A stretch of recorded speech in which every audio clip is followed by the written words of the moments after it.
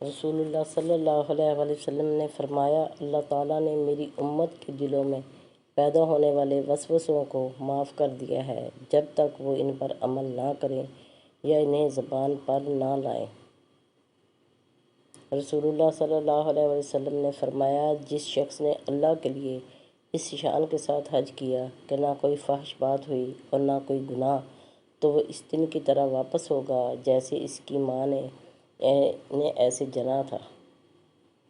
رسول اللہ صلی اللہ علیہ وسلم نے فرمایا، اللہ تعالیٰ نے ساری زمین کے ہر حصے سے ایک مٹھی مٹی لے کر اس سے آدم علیہ السلام کو پیدا کیا، چنانچہ ان کی اولاد مٹی کی مناسبت سے ہوئی۔ کئی سرخ ہیں اور کئی سفید، کئی سیاہ ہیں اور کئی ان کے درمیان، کئی نرم مزاج ہیں اور کئی سخت مزاج، کئی بری طبیعت والے ہیں اور کوئی اچھی طبیعت والے۔ رسول اللہ صلی اللہ علیہ وسلم نے فرمایا، جمعہ کا دن تمہارے بہترین دنوں میں سے ہے، لہٰذا اس دن میرے اوپر کثرت سے درود و صلوات بھیجا کرو، اس لیے کہ تمہارے درود مجھ پر پیش کیے جاتے ہیں۔ رسول اللہ صلی اللہ علیہ وسلم نے ارشاد فرمایا، اپنے نسب کے مطابق اتنا ضرور سیکھو جس کے مطابق تم اپنی رشتہ داری ملا سکو، بے شک صلہ رحمی سے خاندان میں محبت پیدا ہوتی ہے اور مال بڑھتا ہے اور عمر دراز ہوتی ہے۔ رسول اللہ صلی اللہ علیہ وسلم حضرت ابو ہریرہ رضی اللہ تعالیٰ عنہ نبی کریم صلی اللہ علیہ وسلم کے حوالے سے یہ بیان نقل کرتے ہیں کہ جب کسی شخص کا خادم کھانا لے کر آئے تو وہ اسے اپنے ساتھ بٹھائے یا اسے ایک دو لقمے دے دے یا کھانے کی چیز دے دے، کیونکہ اس نے کھانا تیار کرتے وقت گرمی اور دھواں برداشت کیا تھا۔ بھاگ جانے کا ٹھکانہ اللہ تعالیٰ فرماتے ہیں، پھر جب آنکھیں چندھیا جائیں گی اور چاند اپنی روشنی کھو دے گا اور سورج اور چاند اکٹھے بے نور ہو جائیں گے، اس وقت انسان پکار اٹھے گا کہ بھاگ جانے کا ٹھکانہ کہاں ہے؟ رسول اللہ صلی اللہ علیہ وسلم نے فرمایا، جس نے سبحان اللہ و بحمدہ دن میں 100 مرتبہ کہا، اس کے گناہ معاف کر دیے جاتے ہیں، خواہ وہ سمندر کی جھاگ کے برابر ہی کیوں نہ ہو۔ رسول اللہ صلی اللہ علیہ وآلہ وسلم نے ارشاد فرمایا، اللہ سے قبولیت کی یقین کے ساتھ دعا کرو اور جان لو اللہ تعالیٰ لاپرواہ غافل دل کی دعا قبول نہیں کرتا۔ رسول اللہ صلی اللہ علیہ وسلم نے فرمایا، ایک شخص فوت ہوا تو اس سے سوال ہوا کہ تمہارے پاس کوئی نیکی ہے؟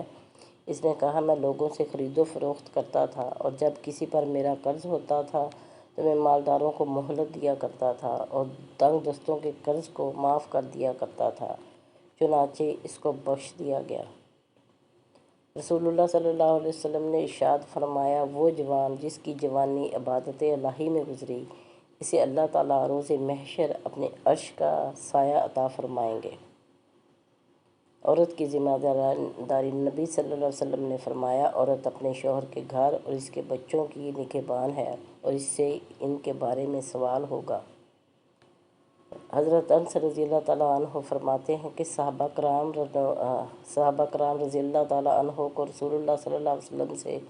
بڑھ کر کوئی شخص زیادہ محبوب نہیں تھا، اس کے باوجود جب وہ آپ صلی اللہ علیہ وسلم کو دیکھتے تھے تو وہ کھڑے نہیں ہوتے تھے، کیونکہ وہ جانتے تھے کہ آپ صلی اللہ علیہ وسلم اسے ناپسند کرتے ہیں۔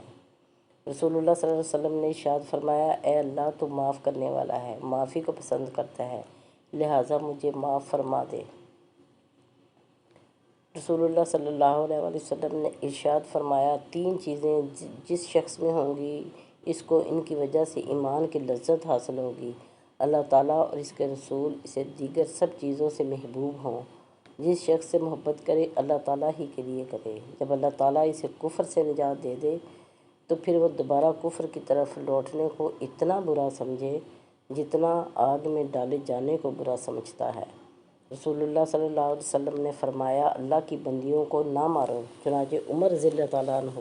رسول اللہ صلی اللہ علیہ وسلم کی خدمت میں حاضر ہوئے اور کہنے لگے، آپ کے اس فرمان کے بعد عورتیں اپنے شوہروں پر دلیر ہو گئی ہیں، چنانچہ آپ صلی اللہ علیہ وسلم نے انہیں مارنے اور تعذیب کی رخصت دے دی۔ پھر عورتیں اپنے شوہروں کی شکایات لے کر ازواج مطہرات کے پاس پہنچنے لگیں تو نبی کریم صلی اللہ علیہ وسلم نے ارشاد فرمایا، بہت سی عورتیں اپنے شوہروں کی شکایتیں لے کر محمد کے گھر والوں کے پاس پہنچ رہی ہیں،